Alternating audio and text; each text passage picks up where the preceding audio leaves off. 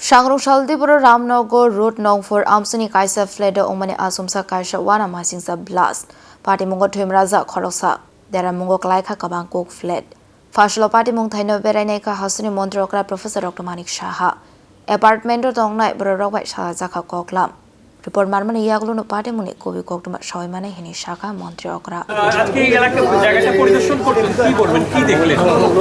কালকে তো আমরা সবাই দেখেছি এটা সোশ্যাল মিডিয়াতেও দেখেছি আমাদের যখন প্রায় দুপুর 12টার সময় ঘটনাটা ঘটেছে এখানে এবং অত্যন্ত দুঃখজনক ঘটনা এবং আমাদের মেয়র সাহেবকে আমি বলেছিলাম সাথে সাথে আমি আরেকটা মানে কাজে ব্যস্ত ছিলাম তো উনি এসেছিলেন সাথে সাথেই আর এখানকার আমাদের যারা ছেলেরা আছেন তারাও ঝাঁপিয়ে পড়েছিল এবং শুভ্রজিৎ চৌধুরী নামে অল্প বয়স এবং শুনলাম খুবই ভালো ছেলে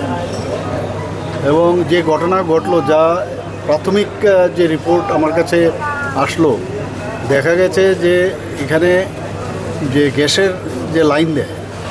তো লাইন গ্যাসের যে এখানে লাইন কিন্তু দেওয়া হয়েছিল কিন্তু উপরের ফ্ল্যাটে তখন কিন্তু গ্যাসটা সেখান থেকে দেওয়া হয়নি কিন্তু উপরের ফ্ল্যাট যে আছে সেখানে নাকি ওরা যেহেতু চেয়েছে যে আমার এখানে লাইন গ্যাস দরকার ওটার লাইন দিয়েছে কিন্তু এখানে কিন্তু এটা খোলা ছিল ওই যে লাইনটা ইন্টারনাল যে কাজ করেছে তো ভিতরে এই যে গ্যাস থাকার কারণে শুনলাম যে ও ধূপকাঠি যখন জ্বালায় তো ওইখান থেকেই ঘটনাটা ঘটে প্রাথমিক যে রিপোর্টটা আমি পেলাম সকালবেলা আপনারা জিজ্ঞেস করেছিলেন কী কারণে হলো তো অনেকে বলছিল এইরকম নিউজ পেপারেও আমি দেখেছি যে বিভিন্ন রকম কিন্তু যা দেখলাম আমাকে দেখালো ওই যে পাইপটা খোলা ছিল তো মেয়র সাহেবের সাথেও আমি কথা বলেছি যে এইরকম কী করে এটা হয় এবং সমস্ত ফ্ল্যাটগুলোর মধ্যে ইমিডিয়েটলি ধরনের যেমন ঘটনা হবে কারণ শুধু একটা ফ্ল্যাটেই হয়নি কিন্তু পাশাপাশি যাদের বাড়ি ফ্ল্যাট উপরের ফ্ল্যাট এরকম 5-6টা জায়গার মধ্যে কিন্তু এফেক্টেড হয়েছে অনেকে এখনও পেনিক রয়েছে এখানে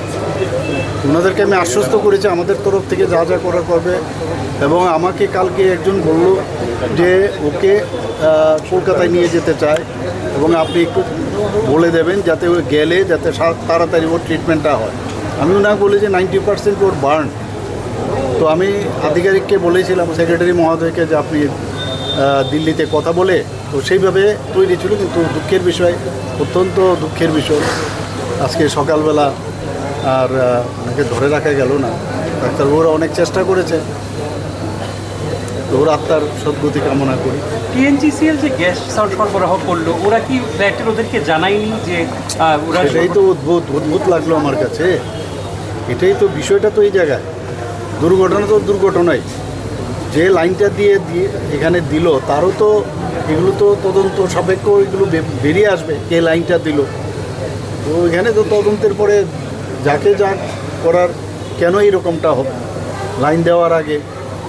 উপরে লাইন দিয়ে দিল ওর তো বোঝা উচিত ছিল যে এখানে ভিতরে অলরেডি একটা লাইন দেওয়া হয়েছে ওই কারণেই এটা তো ভেবেছিল যে লাইন এখানে পরে দেওয়া হবে কিন্তু উপরতলায় দেওয়াতে ওই লাইনটা তখন ভিতরে অলরেডি গ্যাস চলে এসেছে যা আমাকে বলা হলো আমি সেটাই আপনার সেটা তো আমরা করবো ডিজাস্টার এটা একটা ডিজাস্টারের মধ্যেই আমি এসডিএমকে বলে দেবো আজকে এবং ডিএম সাহেবকেও বলবো সমস্ত যা যা ক্ষতিগ্রস্ত হয়েছে যা যা আছে আর এমনিতেও আমরা হেল্প করবো স্যার এর আগেও আরেকটা ফ্ল্যাটে হয়েছিল ওইটার সাথে এটা আমি যা শুনলাম আমিও ভাবলাম যে এটা যেহেতু হয়েছে এরকম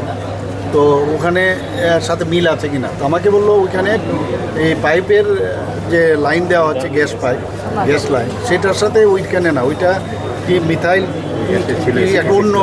অন্য কেমিক্যাল ছিল তার থেকে হয়েছে আমরা একটু এই বিষয়ে একটা বড় একটা আমার মনে হয় সবার সাথে কথা বলে যারা এই বিষয়ে বিশেষজ্ঞ কীভাবে আর ফার্দার যাতে না হয় একটা কমিটি করে সেইভাবেই সমস্ত যারা ফ্ল্যাট ওনার